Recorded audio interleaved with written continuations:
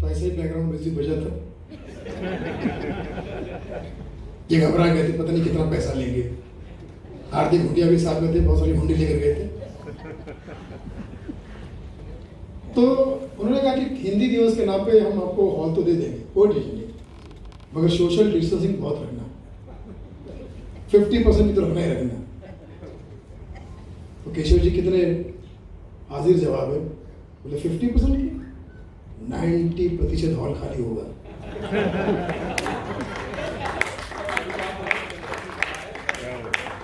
क्योंकि हिंदी दिवस है, इंग्लिश डे होता है, तो 90% जनता बाहर खड़ी होती है।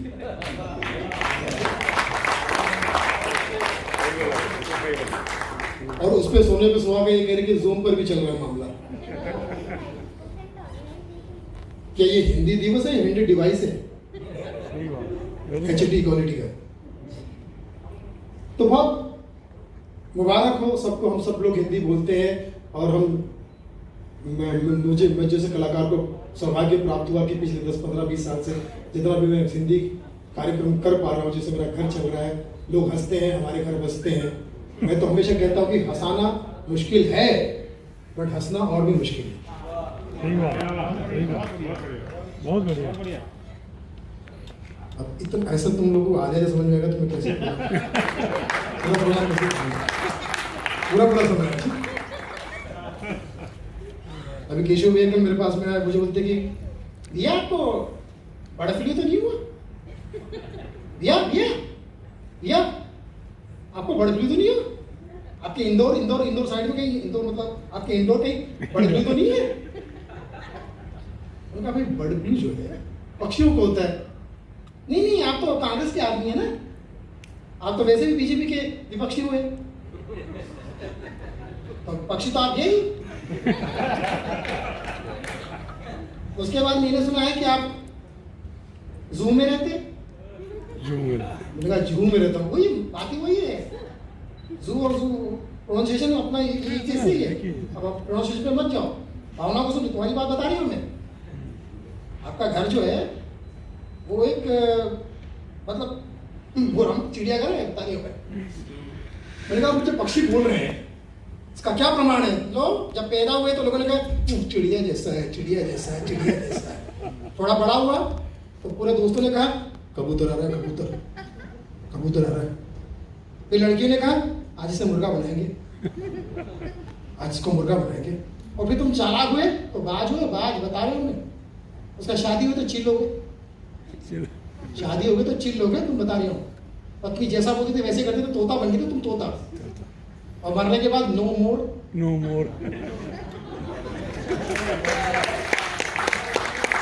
और मरने के 1 साल के बाद बच्चे तुम्हें कौवा कहेंगे, खाओ खाओ पापा, खाओ खाओ खाओ खाओ खाओ खाओ खाओ खाओ खाओ। तो मैंने ऐसे ही पूछ लिया तो बड़ा भी तो नहीं हुआ आपको? मैंने कहा अरे इतनी गहरी जानकारी किसी शव के पास है, केशव के पास हो सकती है। ऐसे लेकिन किराए मुझे इन्होंने पिछले साल क्या कहा था कि बोले अगर हमने अच्छा प्रोग्राम किया, हिंदी दिवस पे अच्छा कार्यक्रम किया, तो डीपी का फुल फॉर्म क्या है? मेरा दीपिका पादुकोण। बोले बस अच्छा परफॉर्मेंस किया तो उसके साथ में खाना खाने का अवसर दूंगा।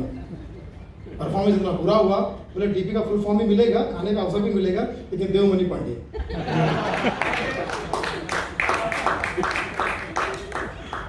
इस तरह से मुझे परेशान करते रहते हैं।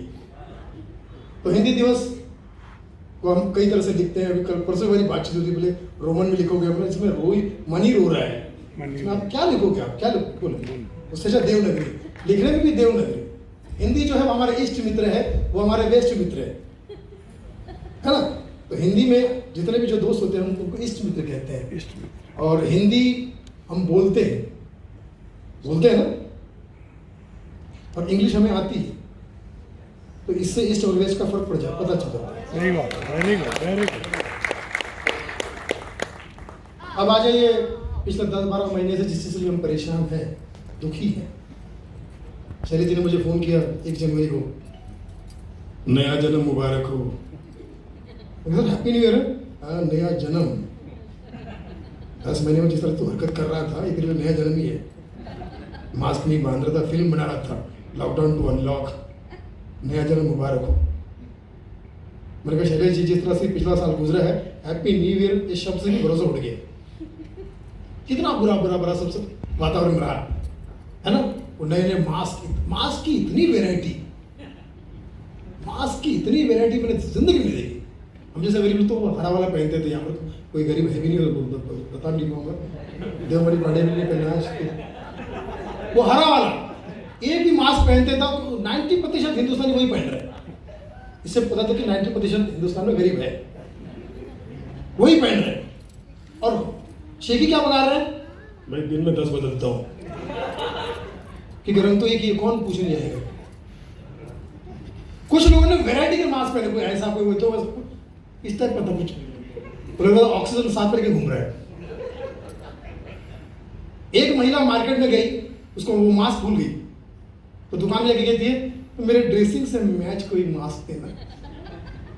उसने कह लीजिए मैडम, आपसे आपके ड्रेस से एकदम मैच करता है। अच्छा, वेरी गुड, मगर इसे पहन के भी अगर कोरोना हो गया तो दुकानदार कृष्ण जी कहता था, डोंट वरी, इसी कलर का हमारे पास कफन भी है।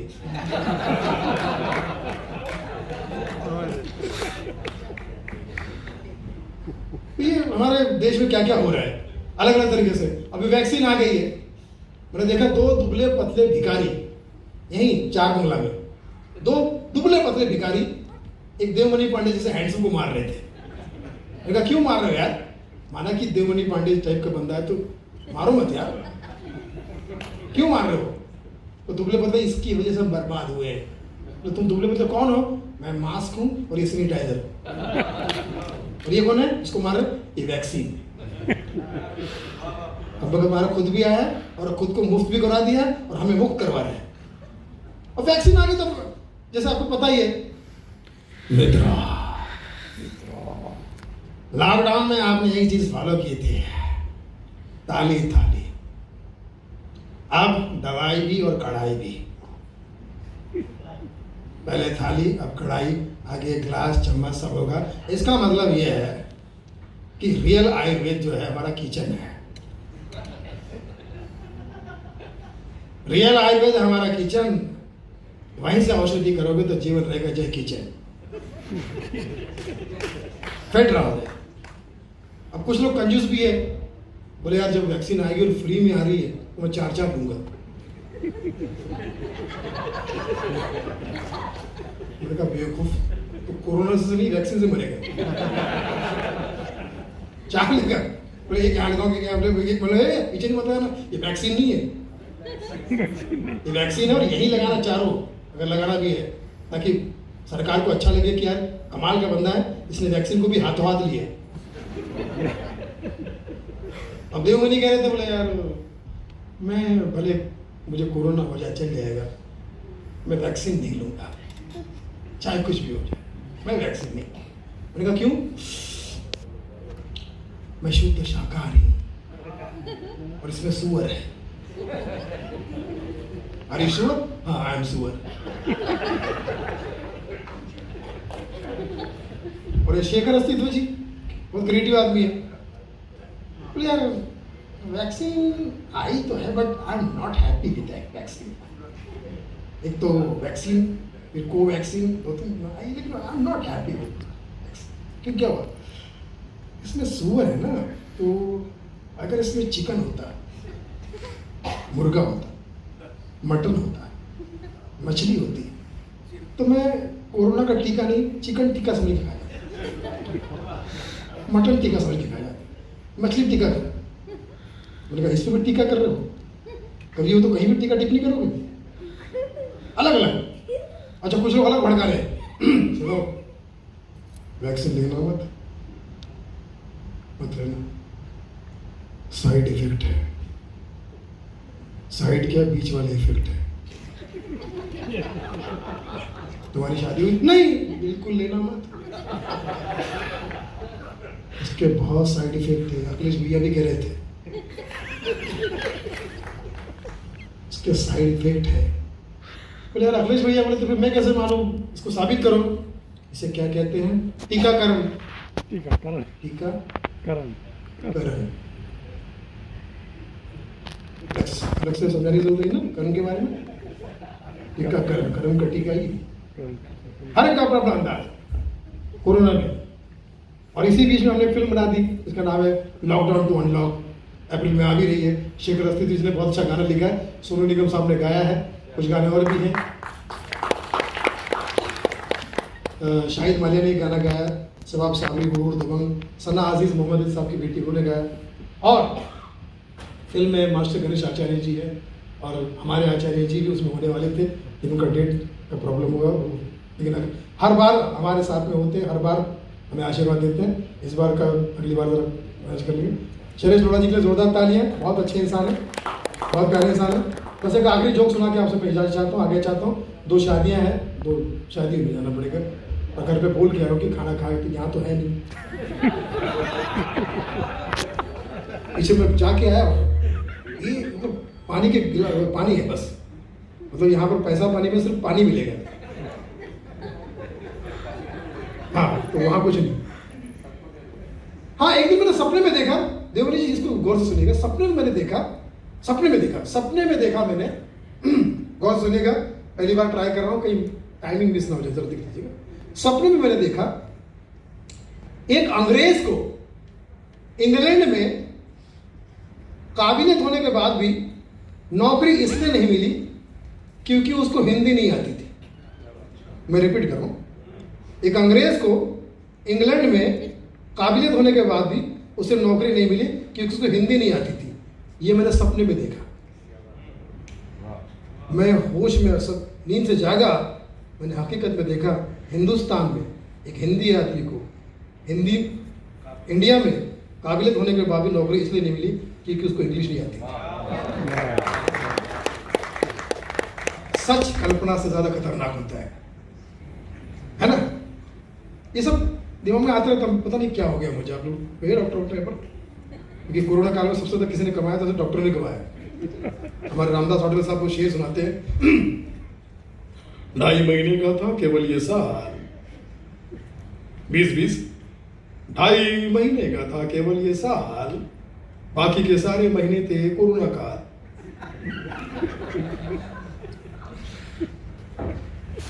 जिनके सामने चुप हो जाते हैं भले भले, ऐसे खतरनाक शायर का नाम है रामदास काटवले। अच्छा, मुझे पूरे कोरोना काल में शैलेश जी, कोरोना भी बड़ी साहित्यिक लगी। जैसे वो आई तो उसे सबसे पहले हिंदुस्तान में रिझाने के लिए गाना गया होगा, दूरी न रहे कोई आज इतने करीब। इसको कुछ मत करो दादा।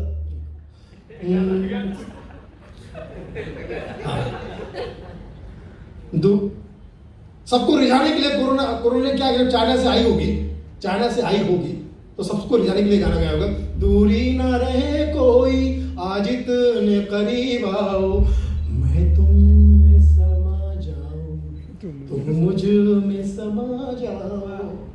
तो राहत साहब ने सुन लिया, राघवेंद्र साहब ने, बुलाती है मगर जाने का नहीं, बुलाती है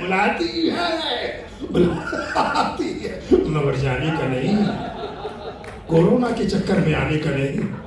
इंडोर ही रहोगे तो राहत मिलेगी, राहत इंडोर के शेर को भूल जाने का नहीं। लेकिन लोग रेखा के गाने को कहां मानेंगे?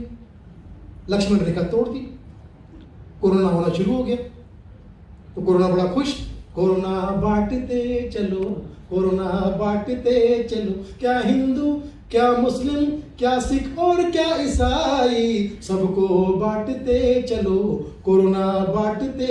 फिर लॉकडाउन लग गया तो नितिन मुखर्जी गाना मुझे याद आ रहा है, सो गया ये जा, सो गया आसमां, सो गई सारी मंजिल, सो गया है रास्ता। अगर नितिन जी कोई सोया नहीं, लॉकडाउन लगा है। और इतना लॉकडाउन लग गया कि जिसको घर से बाहर नशे की आदत थी, सिगरेट की बीड़ी की, उधर बाहर नहीं निकल पा रहा, उसका मन गा रहा है, किसका रास्ता देखे ऐ दिल सौदाई, मीलों है खामोशी बरसों है तन्हाई। मतलब देवानंद के गाने में भी सदा अंदर रहा, सदा बाहर नहीं जा पाया। क्योंकि कोरोना एक ही गाना गा रहा था, मुझको देखोगे जहां तक, मुझको पाओगे वहां तक, रास्तों से कारवां तक, इस जमीन से आसमां तक, मैं ही मैं हूं, मैं ही मैं हूं, दूसरा कोई नहीं। जब कोरोना लॉकडाउन 1, लॉकडाउन 2, लॉकडाउन 3 लग गया, आदमी की हिम्मत पस्त हो गई। फिर रफी साहब का गाना गा रहा है, भगवान भगवान ओ दुनिया के रखवाले, कोरोना से हमें बचा ले, कोरोना से हमें बचा ले। क्योंकि माहौल ही महल उदास और गलियां सूनी, चुप चुप है दीवारे, कोरोना क्या आया दुनिया उजड़ी, लूट गई है बाहर। हर आदमी बैजू वाला घर में दाढ़ी मूछ ये वो पागल की तरह।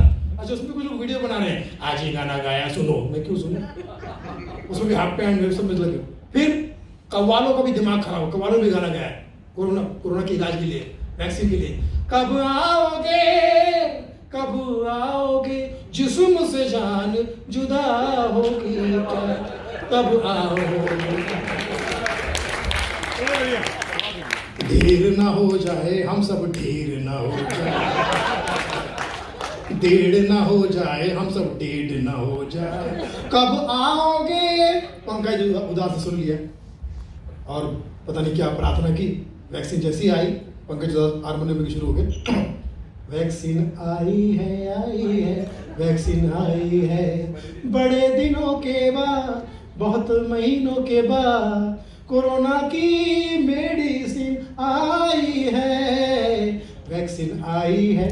वो दिन और आज का दिन है। हर पंकज उदास पंकज त्रिपाठी से घूम रहा है अपने आप को और काफी सुरक्षित महसूस कर रहा है। और ये सब पूरा क्रेडिट जाता है जिसने भी बनाया वैक्सीन। 9 वैक्सीन बनी हिंदुस्तान में, 2 काम आ रही है, एक वैक्सीन को लगाओ तो कोवैक्सीन को लगाओ, किसी को भी लगाओ, क्योंकि गल्फ कंट्री का बहुत नुकसान हो रहा है, अरबों का नुकसान हो रहा है, अरबों के पैसों की बात कर रहा हूँ। मेरी बात को पकड़ोगे नहीं तो तुमको कोई पुलिस पकड़ नहीं जाएगी, मुझे क्या फायदा है आपको। तो अमित शाह के अंदाज में भारतीय जनता पार्टी ने ये निर्णय लिया है मित्रों कि आप सब संपूर्ण परिवार के साथ में सुरक्षित रहेंगे, क्योंकि वैक्सीन आ चुकी है। आप सहनशाह है, बादशाह है, मेरी नजर में अमित शाह है। कोरोना को अब मैं किसी भी ग्रह में रहने नहीं दूंगा, क्योंकि मैं गृह मंत्री हूं। और आप सबको निश्चित रूप से इसका आराम मिलेगा, क्योंकि आप सब मेरे घर जैसे हो, मैं होम मिनिस्टर हूं। तो आप निश्चित हो जाइए, हिंदी दिवस मनाइए, एवरी डे, सॉरी माफी चाहता हूँ, हर दिन हिंदी दिवस मनाइए और हिंदी को पूरे विश्व में नंबर 1 तो ऐसे ही है और हमेशा नंबर 1 रहे, इस बात का विचार कीजिए, विमर्श कीजिए और अगले साल फिर मिलते हैं। लेकिन वैक्सीन लगाइए, मुफ्त में मिल रही है। तो ये जो प्रोग्राम जो हॉल है उसका नाम भी मुक्ति ही है, तो हम बिल्कुल सही जगह पर हैं। तो love you all, thank you much. आप सब जियो हजारों साल, रहो हमेशा खुशहाल, कोरोना वन और कोरोना से खुद को संभाल, यही तेजी से दुआ दे रहा है सुनील पाल, क्योंकि आप सबको कॉमेडी के लाल जियो ऑल। Thank you.